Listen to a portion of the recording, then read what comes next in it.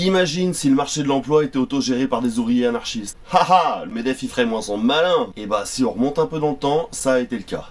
À la fin du 19e siècle, en pleine révolution industrielle, pour trouver du boulot, c'est humiliant. On passe soit par un intermédiaire qu'on doit payer, soit on est choisi comme du bétail devant le chantier. Voilà.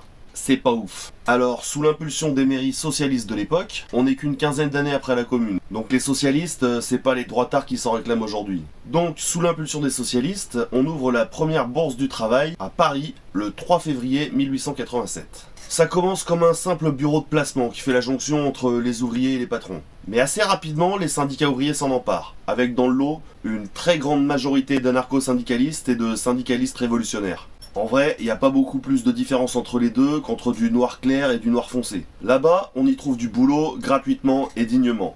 Mais pas que. En fait, c'est un lieu où tous les syndicats d'un secteur géographique se retrouvent, à l'abri des mouchards et des indiques. Surtout que ça fait très peu de temps que les syndicats ne sont plus interdits. C'est d'ailleurs dans ces murs que naîtra la CGT. Dans les bourses, on trouve des bibliothèques avec des livres de formation professionnelle, les lois du travail, de la presse tels que le Père Pénard, le Libertaire, mais aussi du Proudhon, du Bakounine, du Kropotkin, du Reclus. L'instruction est nécessaire à l'émancipation de la classe ouvrière. On y fait des formations, des réunions, des meetings politiques. C'est en même temps le cœur et le cerveau de la classe ouvrière de l'époque. Mais surtout là-bas, on se prépare. Le syndicalisme révolutionnaire n'a pas uniquement vocation à améliorer le quotidien des travailleurs. Il est là pour démonter le système. Une société autogérée comme but, l'action directe et la grève générale comme moyen. En parallèle des formations, mieux on comprend les rouages de son métier et les principes de l'autogestion, mieux on se passe de son patron. Des caisses de grève s'organisent. Parfois même, on place les enfants des grévistes pendant la mobilisation pour qu'ils soient plus efficaces. On bloque les bureaux de placement au corps des métiers en lutte, comme par exemple durant la grève de 1895 des ferblantiers-zingueurs, où les bureaux étaient bloqués aux ouvriers venant du dehors et aux renégats.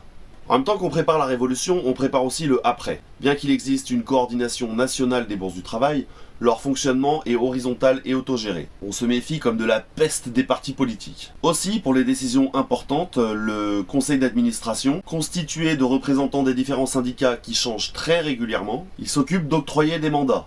Mais l'action directe, c'est-à-dire lutter par son initiative personnelle, est considérée comme essentielle. Sous l'impulsion de Fernand Peloutier, le nombre de bourses du travail augmente drastiquement. L'idée de Peloutier, c'est d'utiliser la grève générale et l'expropriation des patrons un peu partout en même temps. Ce qui éviterait, contrairement à une insurrection, soit une répression ciblée et meurtrière, soit la constitution d'un gouvernement révolutionnaire, donc la prise de pouvoir d'une sorte de chef de la révolution.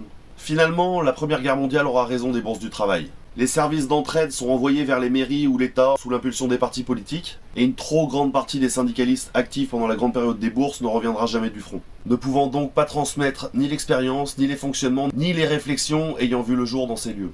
La chanson que je vais reprendre, c'est Le Grand Métingue du Métropolitain, écrite par Mac Nabbs et Camille Baron en 1887. Le métingue en question aurait tout à fait pu se dérouler dans une bourse du travail.